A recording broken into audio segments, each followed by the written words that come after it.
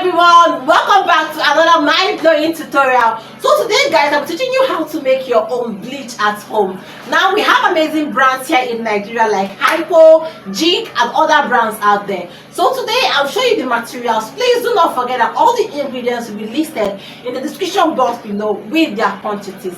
So please do not forget to like, share, drop a beautiful comment, and above all, please subscribe to this YouTube channel. Thank you and remain blessed.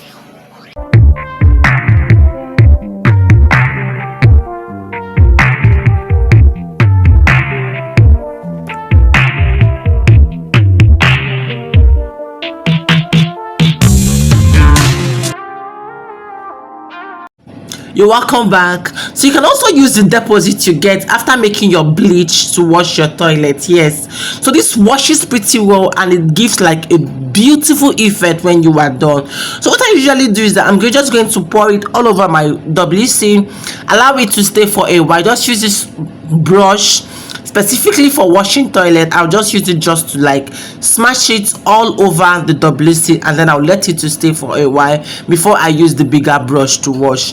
So this is what the after effect looks like. I have not even used the brush to wash. So hi guys, welcome back to my YouTube channel. Please, just in case you have not subscribed, like, share, please do that. Now I'm going to use 12 cups in total. 4 cups of this will make up a liter. A cup is equivalent to 250 mils. I think I've said this in my previous videos. So now we'll just go ahead to measure all the ingredients. Please guys, all the ingredients will be listed in the description box below. Alongside, I also listed all the ingredients on the screen too with their quantities. So just in case you don't want to use the one on the screen, you can also go to the description box to also copy it.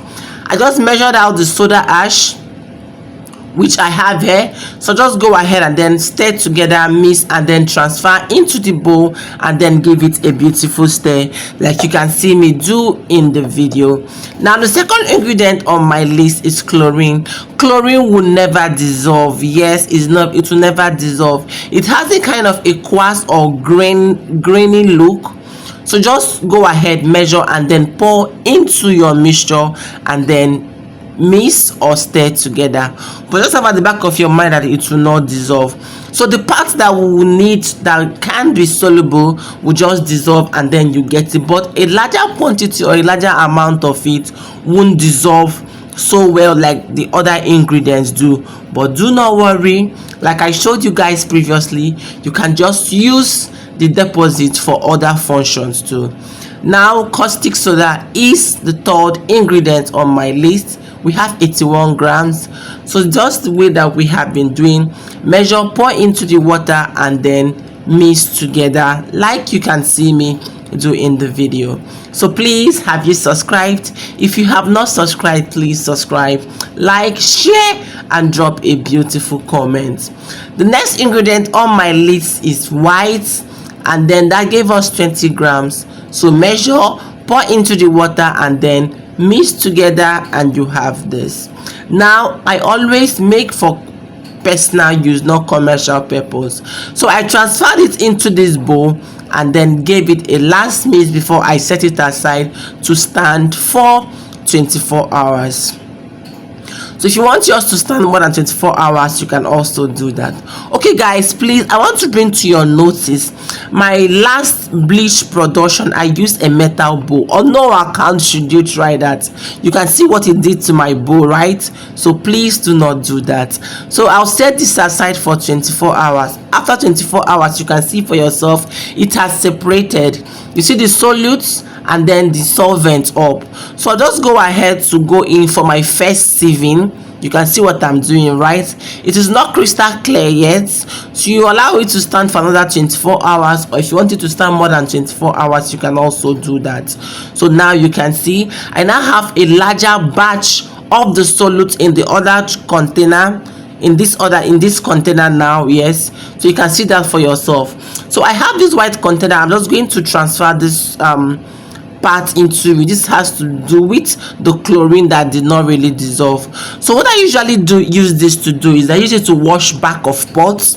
I use it to wash my toilet, and I also use it to scrub my tiles. Yes, my bathroom tiles, both the wall tiles and also the floor tiles. Please, if you'll be using it for your floor tiles, just know that you have to sprinkle a lot of maybe liquid soap or detergent or whatsoever it is, and wash the floor very well, because most times it does not go out pretty well. It will still be there, so you have to do a lot of work to ensure that you wash it out. Now you can see how crystal clear the before and after of this WC looks like, right?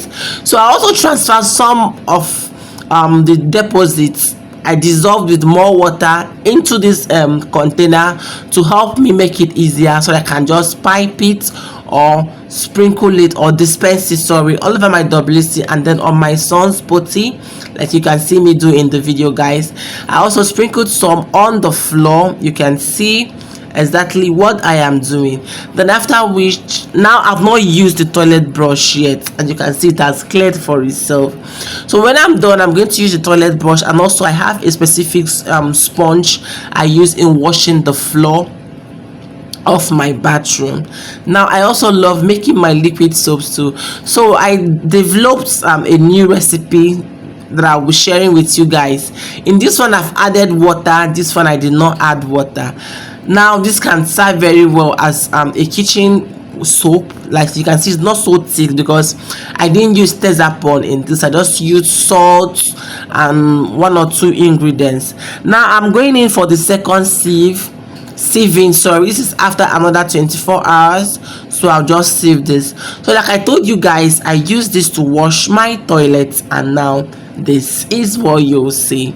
So just thank you so much for staying tuned. See ya all in my next one.